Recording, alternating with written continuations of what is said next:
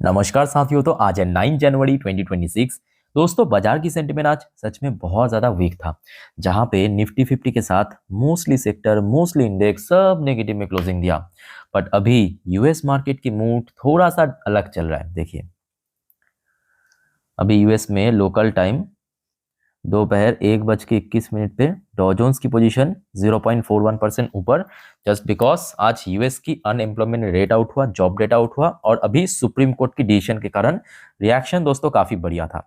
सुबह में मतलब जब ओपन हुआ था तब देखिए थोड़ा सा वॉलेटाइल जरूर था इस पर्टिकुलर लेवल पे शुरू में, और उसके बाद एकदम से जब रिकवरी होना शुरू हुआ तो अभी लगभग पॉजिटिव में चल रहा है। और दूसरी तरफ नैस्डैक कंपोजिट की पोजीशन भी ठीक ठाक लग रहा है, लगभग 0.68% ऊपर। अब देखिए, हमारे जो गिफ्ट निफ्टी या एक्सजेक्स निफ्टी है वो अक्सर डॉ जोन्स को फॉलो करते हैं, ठीक है। सो लास्ट वीडियो में आपको मैं दिखाया था तब कितना था, 25,840 पॉइंट पे।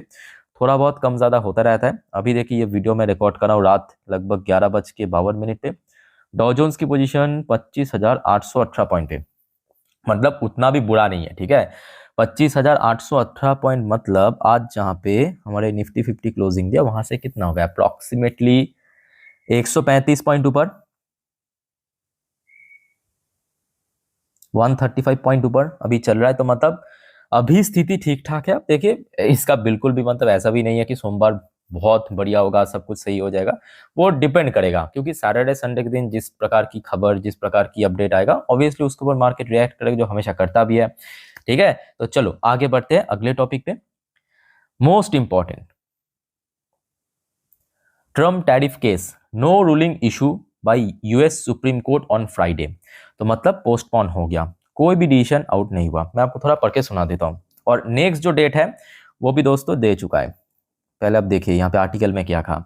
The US Supreme Court on Friday did not issue a ruling in the closely watch case concerning president Donald Trump sweeping global tariff, जो मतलब दुनिया भर के देशों को टैरिफ इम्पोज किया। और रिसेंटली जो ब्राजील, इंडिया और चाइना के ऊपर 500% टैरिफ इम्पोज करने की थ्रेट भी किया है। Delaying a decision in litigation that tests the limit of presidential power and carries implementation for the global economy। तो मतलब पोस्टपोन हो चुका है। तो आज कोई भी डिसीजन आउट नहीं हुआ, ठीक है। अब देखना होगा इंडियन मार्केट कैसा रिएक्ट करता है। अब सवाल उठता है कि नेक्स्ट डिसीजन कब होगा। तो ये देखिए, ये अभी की अपडेट है, और जिस वजह से मैं देखिए, ये जो पहले वाली खबर है ना, ये तो आ चुका था आपको लगभग 9 साढ़े 9 बजे के आसपास, ठीक है। ये खबर अभी आया कि पोस्टपोन तो कर दिया, बट अगला डेट कब रखा है। वो जो एक सानी देओल की डायलॉग है ना कि तारीख पे तारीख, तारीख पे तारीख, वो सिर्फ भारत में नहीं है, यूएस में भी चलता है। देखिए, स्कॉटस, अच्छा स्कॉटस मतलब क्या, Supreme Court of the United States, ठीक है, SCOTUS to issue next ruling on 14 January. तो नेक्स्ट डिसीजन कब आउट होगा सुप्रीम कोर्ट की, 14 जनवरी के दिन। अब देखना होगा 14 जनवरी भी पोस्टपोन होता है या यस और नो कुछ भी डिसीजन आता है, तो ऑब्वियसली बाजार उसके बाद रिएक्ट करेगा 15 जनवरी को। ओके, अच्छा 14 जनवरी मतलब कब होगा। आज तो आपके 9 जनवरी हो गया, सैटरडे संडे कल 10 11 हो गया, 12 13 14 मतलब बुधवार, अगले हफ्ते, याद रखना बुधवार दोस्तों, अगले हफ्ते बुधवार यूएस की डिसीजन है, ठीक है, 14 तारीख, नोट करके रख दीजिए, और अपडेट आते ही मैं आपको इन्फॉर्म कर दूंगा, जस्ट लाइक टुडे। तो यहां तक दोस्तों क्लियर हो चुका है सुप्रीम कोर्ट डिसीजन जो आउट हुआ है। चलिए आगे बढ़ते हैं, पर उसके पहले साथियों आप सभी को रिक्वेस्ट करूंगा, प्लीज चैनल को सब्सक्राइब कर लीजिए अगर आपने अभी तक नहीं किया या आप चैनल पे नहीं हो, ठीक है। अब देखिए, ऑलरेडी मैं आप लोगों के लिए 5 इंपॉर्टेंट डिफरेंट डिफरेंट टॉपिक के और वीडियो डाल चुका हूँ, कुछ इंडिविजुअल शेयर्स के ऊपर, कुछ जियोपॉलिटिकल अपडेट भी है, ठीक है। तो अगर आपने नहीं देखे इन सब वीडियो तो एक बार जाके चेकआउट करके जरूर आइए चैनल पे विजिट करके, और प्लीज चैनल को सब्सक्राइब भी करके रखिए, क्योंकि फर्दर जब मैं वीडियो अपलोड करूंगा आप लोगों के लिए, ताकि आप तक पहुंच सके। अच्छा, नेक्स्ट रिपोर्ट आ रहा है, भारत ने दोस्तों रिएक्ट किया है। भारत ने फाइनली वो जो लास्ट डे 500% टैरिफ थ्रेट के ऊपर भारत ने रिएक्ट किया है। क्या रिएक्ट किया, आइए देख लेते हैं, ध्यान से सुनना मेरे बात को, ठीक है। इंडिया ऑन फ्राइडे टूक note of the Russian sanction bill, मतलब वही 500% टैरिफ वाला, approved by the Trump administration which propose up to 500% tariff on major buyer of crude from Moscow, ठीक है, adding that it's closely tracking and development। अच्छा, भारत की तरफ से response किया है जो स्पोकन पर्सन रणधीर जायसवाल, जायसवाल साहब, ठीक है, जो कि पिछले कुछ टाइम से हमने देखा काफी ज्यादा चर्चे में भी रहा इन्होंने। अच्छा, इनके तरफ से जो ऑफिशियल स्टेटमेंट आया है ये, we are aware of the proposed bill, मतलब उस बिल को जो 500% टैरिफ इशू किया है, ठीक है। We are carefully monitoring all related issue and development, तो उसके ऊपर क्या चल रहा है उसको भारत मॉनिटर कर रहा है, connected with it. At the same time I would like to say that as far as energy source are concerned you are well aware of our approach. ये भारत की तरफ से दोस्तों ऑफिशियल स्टेटमेंट जारी किया गया है, ठीक है, मतलब एक तरफ आप कह सकते हो कि रिप्लाई भी किया है। लेट्स से आगे क्या होता है। अब देखिए 500% टैरिफ इम्पोज कर देना बड़ी बात नहीं है। अब ये भी आप समझिए 500% टैरिफ, चलो ठीक है, भारत चाइना ब्राजील को इम्पोज कर देगा, उसके बाद जो सीपीआई इन्फ्लेशन है ना, इसको डोनाल्ड ट्रंप कैसे काउंटर करेगा? क्योंकि अगर आप देखेंगे, मतलब डेटा उठा के चाइना भारत ब्राजील से बहुत ज्यादा जो सामान जाते हैं, डेली नीड होता है ना, डेली नीड की सामान जाते हैं यूएस में। अब वो सामान जैसे ही इतना महंगा हो जाएगा तो क्या होगा, यूएस में आज जो इन्फ्लेशन रेट 3% के करीब चल रहा है, वो सीधा शूट अप होके 7-8%, 10% में पहुंच जाएगा। तो डोनाल्ड ट्रंप क्या उस सीपीआई इन्फ्लेशन को काउंटर करने के लिए सब प्रिपरेशन ले रहा है, ये भी देखना पड़ेगा। तो जिस वजह से मैं कहूँगा उतना ज़्यादा आपको चिंता करने की जरूरत नहीं है कि सिर्फ 500% टैरिफ इम्पोज कर दें, मतलब कर दूंगा, इसका मतलब ऐसा नहीं है कि हो जाएगा। बहुत बड़े यहाँ पे परसेंटेज है, 500%, आप सोच भी नहीं सकते कितना ज़्यादा, ठीक है। सो देखते हैं कि आगे क्या होता है, इसके ऊपर डेफिनेटली आपको मैं जानकारी दे दूंगा।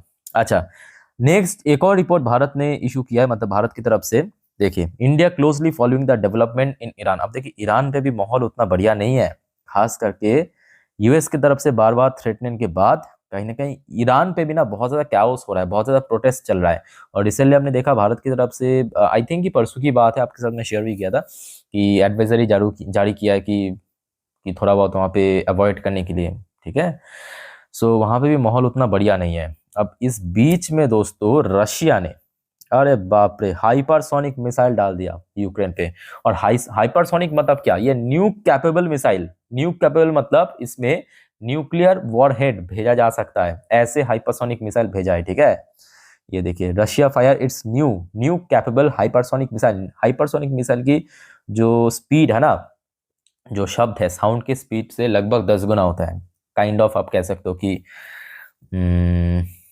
मतलब बहुत ज्यादा। भारत के पास जो है सुपरसोनिक मिसाइल ब्रह्मोस, उससे लगभग 3 गुना ज्यादा स्पीड में चलता है हाइपरसोनिक मिसाइल, ठीक है। तो मतलब आप समझ पड़ो कि कितना एडवांस वो मिसाइल है, और जो कि न्यूक्लियर वॉरहेड कैरी कर सकता है, ये सबसे इंपॉर्टेंट है। उसके बाद क्या देखा, अरे बाप रे, जो नेटो वाली देश है, मतलब एंटायर यूरोप आप कह सकते हो, पूरा एकदम चिरमिरा गया। भाई क्या कर दिया, क्या कर दिया, मतलब हाइपरसोनिक मिसाइल डाल दिया।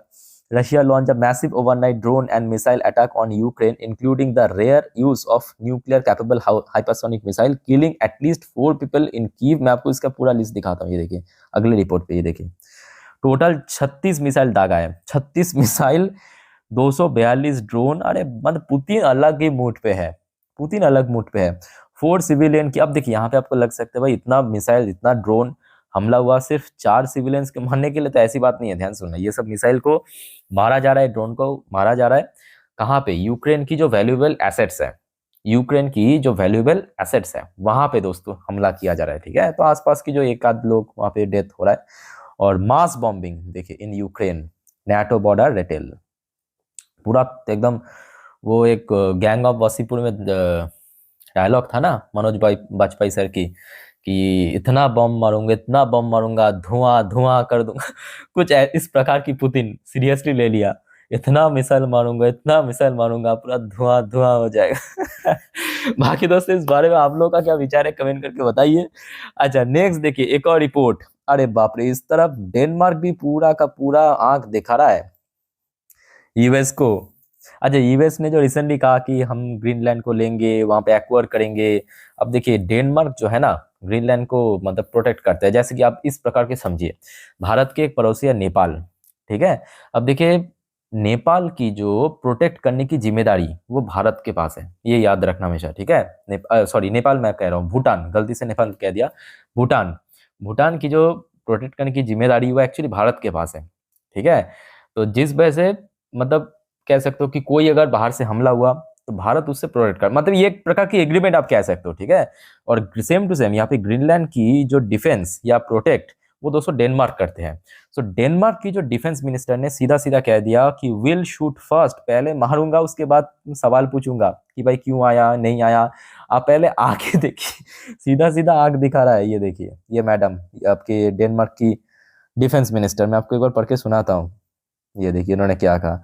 The Danish defence minister said that soldier will be required to shoot first, पहले तो मारो, and ask question later, बाद में पूछा जाएगा जो होगा।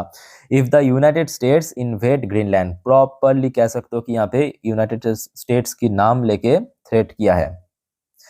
This is an accordance with the army rule of engagement, जो आपको मैं अभी कह रहा था ना कि एग्रीमेंट साइन हुआ था 1952 में कि ग्रीनलैंड को प्रोटेक्ट करेगा, या ग्रीनलैंड की जो डिफेंस वो दोस्तों आपके डेनमार्क की जिम्मेदारी है, ठीक है। तो उस एक्ट के हिसाब से अगर कोई ग्रीनलैंड पे मतलब ग्रीनलैंड पे कह सकते हो कि हमला करने के लिए या एक्वायर करने के लिए आता है तो डेनमार्क उसका प्रोटेक्ट करेगा, चाहे कोई भी देश हो, ठीक है, इस एग्रीमेंट के हिसाब से। चलो अच्छा, एक और बड़ी अपडेट मैं आपको देता हूँ, ये देखिए, भारत ने भी हाइपरसोनिक मिसाइल दोस्तों बहुत जल्दी प्राप्त होगा। हमारे जो डीआरडीओ है, डीआरडीओ ने उसका जो स्क्रैमजेट इंजन उसको सक्सेसफुली टेस्ट कर लिया। India near hypersonic missile capability in DRDO test advance scramjet engine. अब देखिए कोई भी फाइटर जेट की बात करे, मिसाइल्स की बात करे, उसका मेन जो पार्ट होता है ना, उसको जो एनर्जी प्रोवाइड करेगा कौन, जो इंजन है।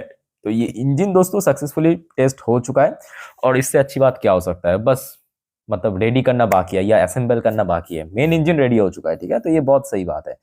तो ओवरऑल बात करें, देखिए माहौल अभी थोड़ा सा देखिए अनप्रिडिक्टेबल भी है और बहुत ज़्यादा अनसर्टेन भी है, ये भी फैक्ट है, ठीक है। सो कुछ भी हो सकता है, बस आपको मैं यही कहूँगा टाइम टू टाइम अपडेट बस आप लेते रहिए, मैं आपको देता जाऊँगा, ठीक है।